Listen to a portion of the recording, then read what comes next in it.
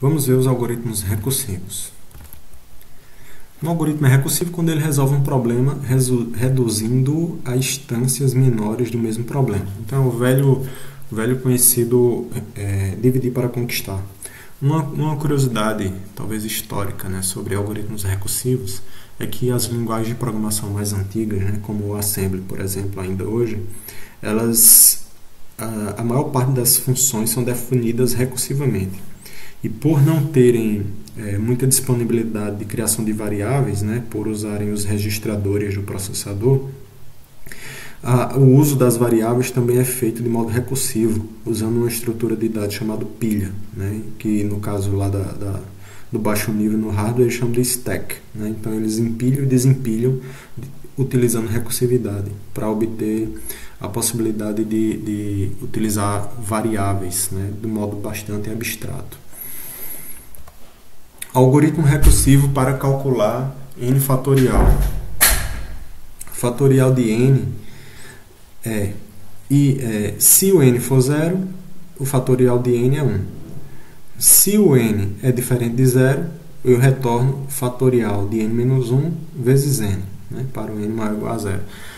Observe que aqui na programação, quando a gente faz o pseudocódigo, fica muito mais evidente o que é que a gente está querendo dizer com a função recursiva, que é uma função que chama a si mesma. Então, observe que fat de n, dependendo do caso, né, se o n for maior que 0, retorna n vezes fat de n menos 1. Então, a função que está sendo definida aqui, ela retorna uma chamada a ela mesma. E isso é o que a gente chama de recursividade em programação.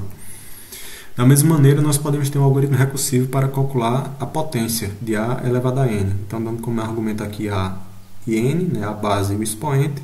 Se o expoente for 0, retorna 1. Se não, a gente retorna A vezes pot A n menos 1. Observe que a função recursiva, dentro da própria chamada da função, a gente tem, quer dizer, dentro da própria definição da função, a gente tem uma chamada a ela mesma, com uma subtração no expoente.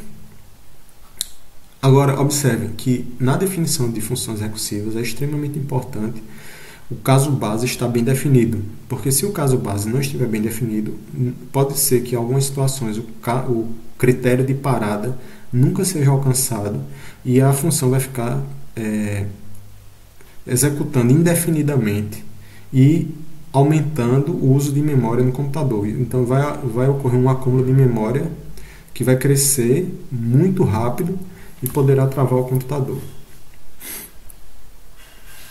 Sim, por quê? Né? Por que ocorre esse acúmulo de memória? Porque a cada chamada da função recursiva, o sistema operacional precisa guardar informações sobre a função que foi chamada, sobre quem é o usuário que é dono daquela função, quais são as variáveis que precisam ser armazenadas temporariamente.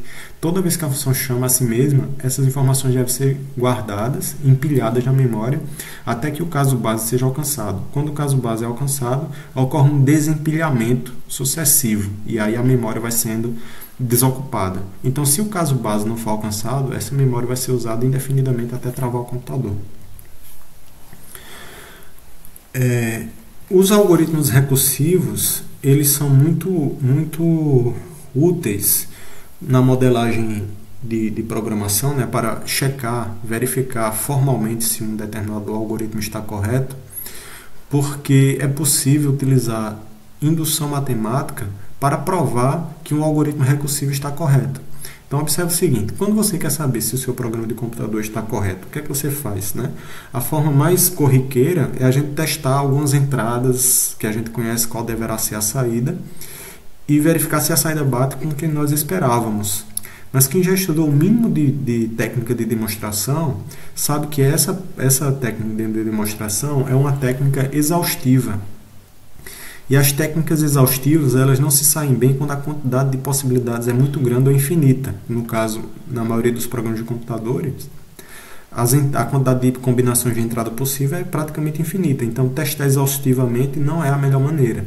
A melhor forma de checar se um programa está correto seria checar isso formalmente, ou seja, modelar o programa matematicamente e matematicamente provar que ele está correto. Uma das formas de fazer isso é criar funções modelar o programa com funções recursivas e utilizar a indução matemática para provar que o programa está correto.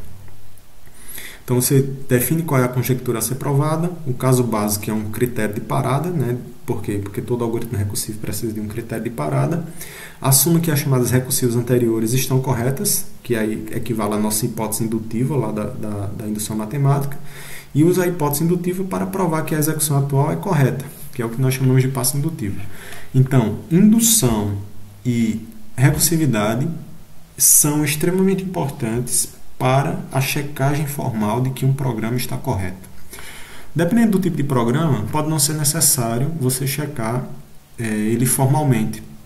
Mas se nós estivermos falando de programas que põem em risco a saúde ou a integridade física das pessoas, ou põem em risco uma fortuna, né, uma grande quantidade de dinheiro de uma nação ou de empresas, a prova formal de que o algoritmo está correto é extremamente importante. Vamos ver um exemplo. Prova que o algoritmo fatorial recursivo é correto. Qual é a conjectura? Fato de n igual a n fatorial para n maior ou igual a zero. Caso base, quando n igual a zero, que é o menor valor possível. Então, caso base, fato de n é igual a 1. Está correto. Agora, nós assumimos, né, pela hipótese indutiva, que fato de k é igual a k fatorial e queremos mostrar que o fatorial de k mais 1 é igual a k mais 1 fatorial. Passo indutivo. Como o fato de k mais 1 é igual a fato de k vezes k mais 1, né, pela definição, a gente subtrai 1 do k e manda de volta para a função recursiva. E pela hipótese indutiva, fato de k é igual a k fatorial, segue que fato de k mais 1 é igual a k mais 1 vezes k fatorial, que é igual a k mais 1 fatorial, e aí está provado que a definição está correta. E observe que dois fatores cruciais para essa definição estar correta são a função tem um caso base bem definido e a chamada da função a si mesma subtrai 1 do k. Como exercício, você pode checar se o algoritmo POT, né, de potenciação, está correto. Um algoritmo que a gente viu no início do vídeo.